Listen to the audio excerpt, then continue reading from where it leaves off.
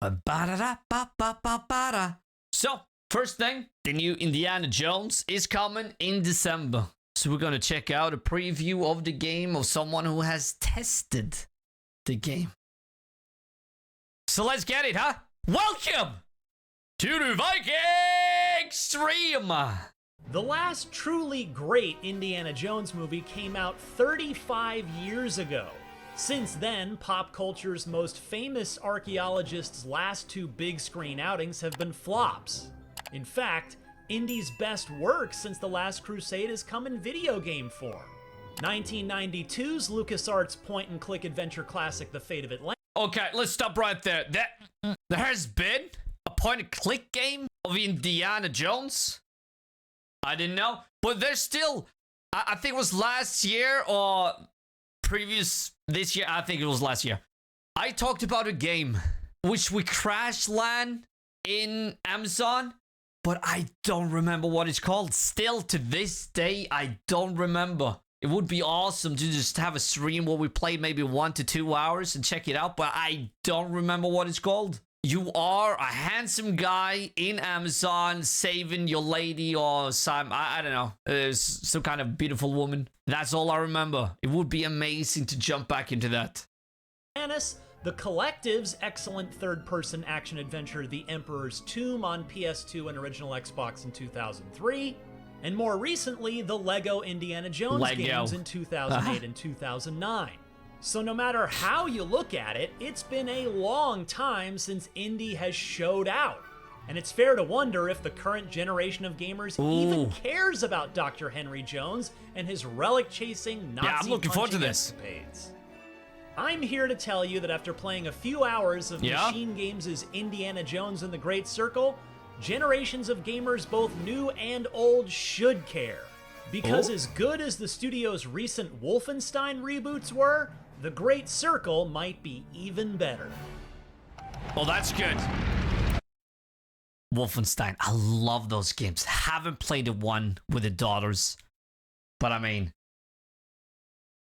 the other ones, freaking amazing. BJ Glastowitz, or whatever he's called. Amazing. On next plane to Rome. Stop. Need help. Stop. Meet me in Vatican. Stop. Indy. What playing Indiana Jones and the Great Circle showed me, among other things, is that it's more of an adventure-action game rather than the typical action-adventure game. Okay. And it's absolutely not a first-person shooter. Yes, Indy has a revolver here. You can also grab rifles and German Luger basically, pistols. It's just but an I used adventure it game. exactly once the entire time I played. And when I did, the gun wasn't the only thing that got loud. It alerted everyone at the Giza dig site near the Great Pyramids, and Indiana Jones is no match for 2 armed bad guys, let alone several. In short, firearms are clearly a last resort in the Great Circle. But I'm getting ahead of myself. My hands-on session started at the beginning of the campaign at Marshall College, where Dr. Jones is, of course, a professor of archaeology. Archaeology is the search for fact, not truth. God damn it, I want to watch those movies again. His friend and colleague, Dr. Marcus Brody. A noise stirs him, and Henry investigates, with you controlling our hero as he walks down the college hall towards the source of the noise, finding broken glass and a display scattered along the way. Thus we come to the Great Circle's first puzzle, putting the fallen relics back on their proper shelf. But when is it set? After the third one? After the second one? The first one? Definitely not after the fourth one, but, you know, do we know? Using clues in the displays. The best statue goes in the Egyptian section. Once that's done, Indy encounters an extremely tall man wearing a talisman who takes something from the college's museum display, beats up our good doctor, and escapes, leaving the pendant around his neck behind after it tore off during his getaway. When a presumably concussed Dr. Jones awakens the next morning, he and Marcus suss out a lead based on the stolen relic. He took the cat mummy, Marcus. But why? And Indy quickly packs... It's a little off with Troy Baker as the voice, but it fits.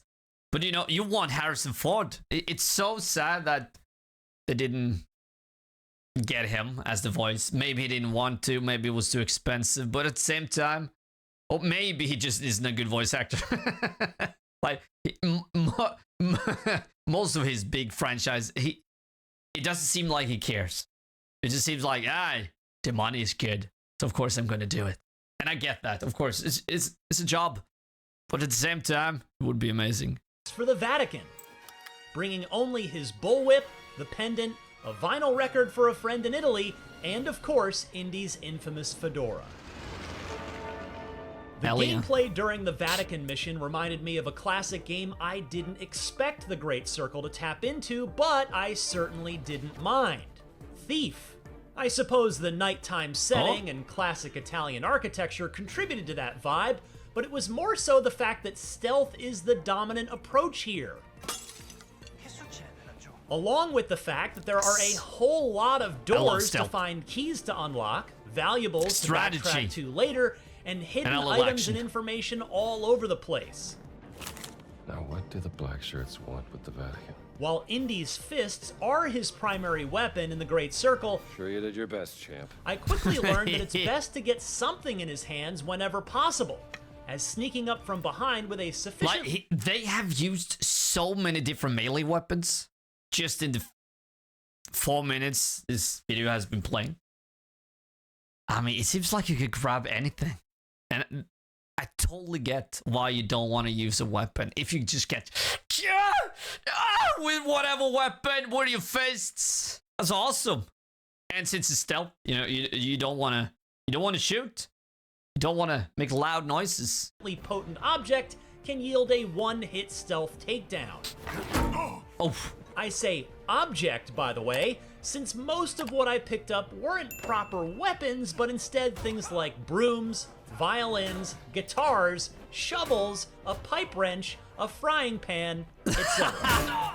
Let's go! Even more fun was using the push button to send bad guys crashing spine first to the ground below from great heights when encountering them up on ledges. I bet. Of which there are many at the Vatican, apparently. All right, pal. Well, can't you just kick? Oh, that would be awesome. Punch, strong punch, block, shove, and use his whip to stun but you enemies can't or kick? knock the gun Come out on. of their hand.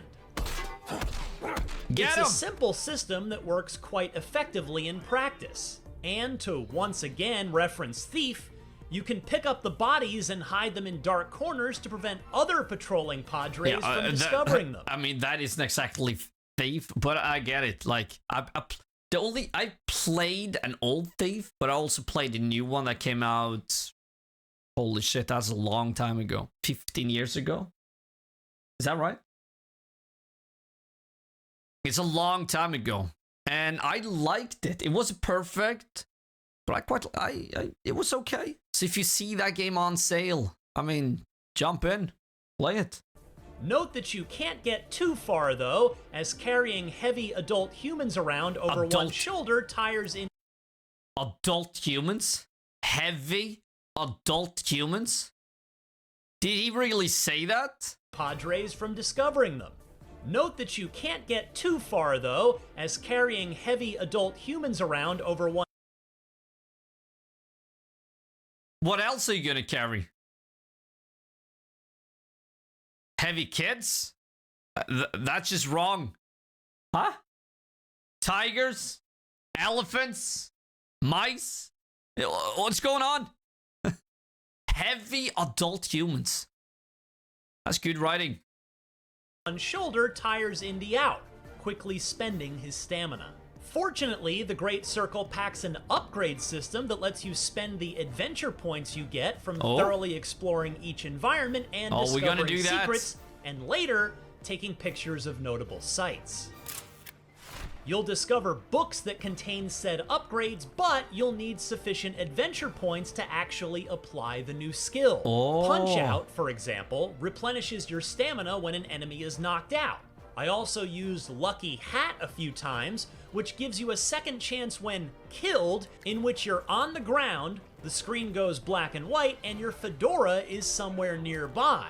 If you can crawl to it in time, you'll get back up and be able to continue on.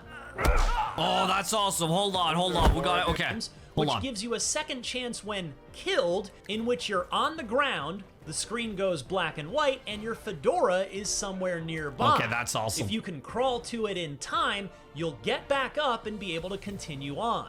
Oh, that's awesome. Aren't there more of you? In all, the upgrades fall into 5 categories: survival, fitness, packing, brawling, and combat, thus giving you incentive to not only fully explore each area, but to tailor Indy to your specific playstyle.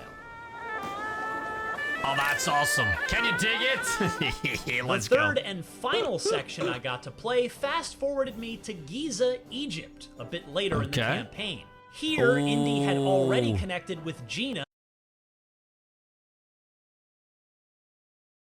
That's nice. Huh? If we can explore the whole area, which you see right here, climb the pyramids. Have anyone been to Egypt? Like, if there's one location on this planet I want to go to, right there. And that's mostly because of Assassin's Creed. Egypt, a bit later in the campaign. Here, Indy had already connected with Gina, an Italian reporter looking for her missing sister. Giza is wide open, like an old Splinter Cell Chaos Theory mission. You can visit dig sites, a bazaar, and the Great Sphinx. And mercifully, street signs you find serve as fast travel points. You can highlight any area listed on the sign and you'll zip over there instantly, sparing you a lot of walking. In choosing one area to explore, I successfully snuck my way around to the opposite side of a Nazi dig site that I needed to literally get to the bottom of, where the elevator was.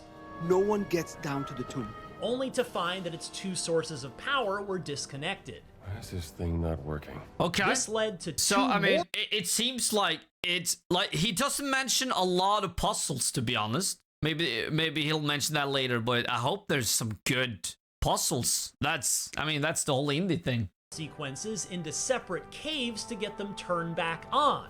One of which let me sadistically fry some Nazis who were standing in a pool of shallow water with a wire I just brought to life. And another even had me swimming underwater. Before finally getting to ride the reactivated elevator all the way down to the underground tomb. A stone glyph logic puzzle down there challenged me to place 3 round stone plates into their correct spots on a mural, triggering a beam of sunlight that shone across the room onto a wall. I picked up a nearby sledgehammer, bashed the wall a few times, and a hidden room was revealed. Okay. There's something behind that. Inside was the relic the Nazis were after. Okay, it seems very easy. I don't want it to be too easy. But hopefully it's not, and hopefully it's not like, we gotta go there, we gotta go here. I hope he doesn't hint that heavily. Like, I want to find out stuff myself, you know? But Indy had beaten them to it instead. Nazi idiots. Unfortunately, I soon ran out of time before my demo session ended. It turns out I'd spent more time than I should have in my limited preview window exploring other paths, taking on side quests, and taking photos of Giza. It is something, ain't it? In other words, I spent a bit too much time adventuring. No regrets. As I said, it's clear now that Indiana Jones and the Great Circle is more of an adventure-action game than an action-adventure one. But after a few hours playing it, I love it for that. The first word you'd likely associate with Indiana Jones is probably adventure, not action. And the Great Circle hones in on that. I'm absolutely smitten with the look, tone, pacing, and voice acting here. I said, who is Father Ventura? Shout out to Troy Baker for effectively pulling off a 40-something indie. What Machine Games has got going here is a very unique blend of gameplay. In fact, I talked in my first hands-off preview about how much Indiana Jones and the Great Circle reminded me of 2004's seminal first-person stealth adventure game. Damn! This is a great one. Riddick. Have you played this? Damn. The devs up. Hey, come on. Doesn't matter. I mean, does it matter? It doesn't. Come on. Let people be who they want to be as long as they don't destroy our games. Chronicles of Riddick Escape from Butcher Bay, which not only proved that licensed games could be incredible, the opposite was usually the case back then, but it showed that a first-person game didn't have to be a shooter to be riveting. Butcher Bay was built by the same core group of developers that later founded Machine Games, many of whom are still with the studio. Didn't know! And that Riddick influence is just as evident when playing The Great Circle as it is watching it. I don't know if executive producer Todd Howard, who famously pitched this idea to Lucasfilm many years ago, had Machine Games in mind when he came up with it, but the pairing absolutely works, and I absolutely can't wait to experience the rest of Indy's latest adventure. For more on Indiana Jones... Hell to the yeah. So this is coming December 9th, I think it was. I mean, it looks good. I'm ready. Yeah, as a Riddick Games fan back in the day, this is like a gift right now. Hell to the yeah. Both games, Riddick games, I think it's damn awesome. Stalker 2 in November and this in December. Expo Game Pass members who are first-person cinematic enjoyers get a good end of the year. Hell yeah, we do. Hell yeah. Hell to the yeah. Like, it looks good. It does. But it still is, you know, how's the story? How's the flow? Gameplay loop and everything? They don't tell you much. There was almost nothing about the puzzles. So we'll see. Coming December. Heavy adult humans? Did he really say that?